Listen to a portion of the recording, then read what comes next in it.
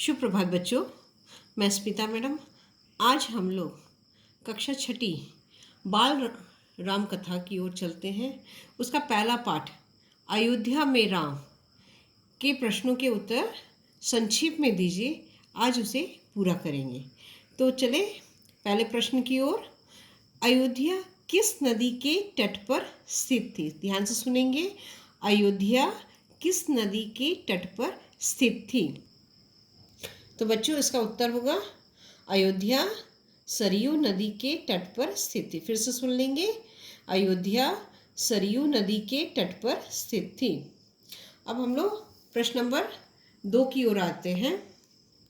प्रश्न नंबर 2 है, अयोध्या किस राज्य की राजधानी थी? फिर से सुनेंगे।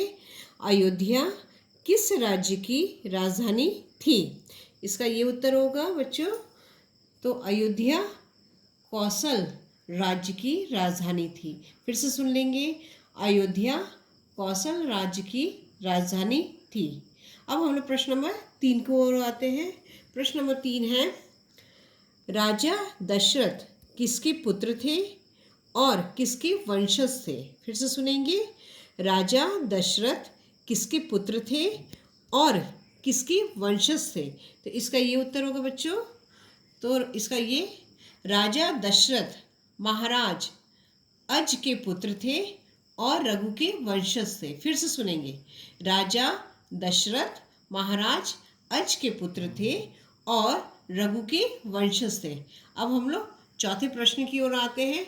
चौथा प्रश्न है, राजा दशरथ की कितनी रानियां थी? उनके नाम लिखिए। फिर से सुने। राजा दशरथ की कितनी रानियां थी? उनके नाम लिखिए। बच्चों आजकल तो तुम लोग रामायण देख ही रहे होंगे। हमारे टीवी पर आए दिन रोज रामायण की कहानियाँ सुनाई जाती है, दिखाई जाती है।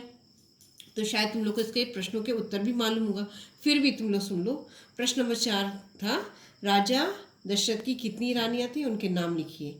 राजा दशरथ की 3 रानियाँ थी, कौशल्या, सुमित्रा, कैकेयी। कौशल्या, सुमित्रा, कैकेयी। अब हम लोग आते हैं प्रश्न नंबर 5। राजा दशरथ को किस देवता के आशीर्वाद से पुत्र रत्नों की प्राप्ति हुई थी? राजा दशरथ को किस देवता के आशीर्वाद से पुत्र रत्नों की प्राप्ति हुई थी? इसका ये उत्तर होगा बच्चों। राजा दशरथ को अग्निदेव के, अग्नि देवता जो होते हैं उनसे, राजा दशरथ को अग्निदेव के आशीर्वाद से पुत्र रत्नों की प्राप्ति हुई थी। अब प्रश्न नंबर 6 पर आते हैं। प्रश्न नंबर 6 है, राजा दशरथ के कितने पुत्र थे? उनके नाम लिखिए। बच्चों तुम लोग तो जानते ही होंगे, फिर भी बता देती हूँ तुम लोग को। राजा दशरथ के 4 पुत्र थे। कितने पुत्र थे? 4। राम, लक्ष्मण, भरत और शत्रुघ्न। फिर से सुनेंगे। राम, लक्ष्मण, भरत और शत्रुघ्न। अब हम लोग आते हैं 7वें प्रश्न की ओर।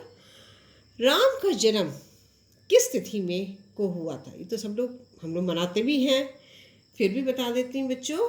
राम का जन्म चैत्र मास की 9वीं तिथि को हुआ था, जिसको हम लोग रामनवमी के रूप से जानते हैं। फिर से सुनेंगे इसका उत्तर। राम का जन्म चैत्र माह की 9वीं तिथि को हुआ था। प्रश्न नंबर 8 की ओर आते हैं।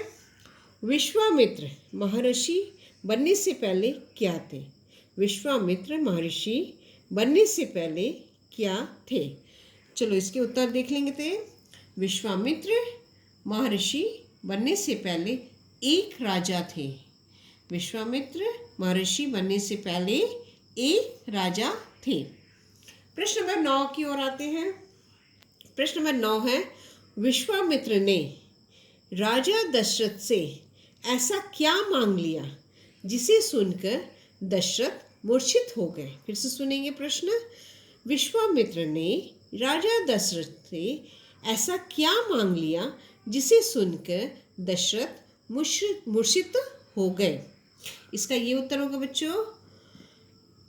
विश्वामित्र ने राजा दशरथ से उनके ज्येष्ठ पुत्र राम को मांग लिया, जिसे सुनकर दशरथ मूर्छित हो गए। बच्चों, मैं पुनः दोहराऊंगी प्रश्न नंबर 9 के उत्तर। विश्वामित्र ने राजा दशरथ से उनके ज्येष्ठ पुत्र राम को मांग लिया, जिसे सुनकर दशरथ मूर्छित हो गए। अब हम लोग प्रश्न नंबर 10 की ओर आते हैं। 10 का प्रश्न है, राजा दशरथ ने महर्षि विश्वामित्र की बात मनाने के लिए क्या शर्त रखी? बच्चों फिर से सुन लेंगे। राजा दशरथ ने महर्षि विश्वामित्र की बात मानने के लिए क्या शर्त रखी? इसका ये उत्तर होगा बच्चों, राजा दशरथ ने महर्षि विश्वामित्र की बात मानने के लिए यह शर्त रखी कि वे राम के साथ लक्ष्मण को भी ले जाएं। फिर से मैं पुनः दोहराना चाहूँगी इसका उत्तर। राजा दशरथ ने महर्षि विश्वामित्र की बात मानने के लिए यह शर्त रखी कि वे राम के साथ लक्ष्मण को भी ले जाएं।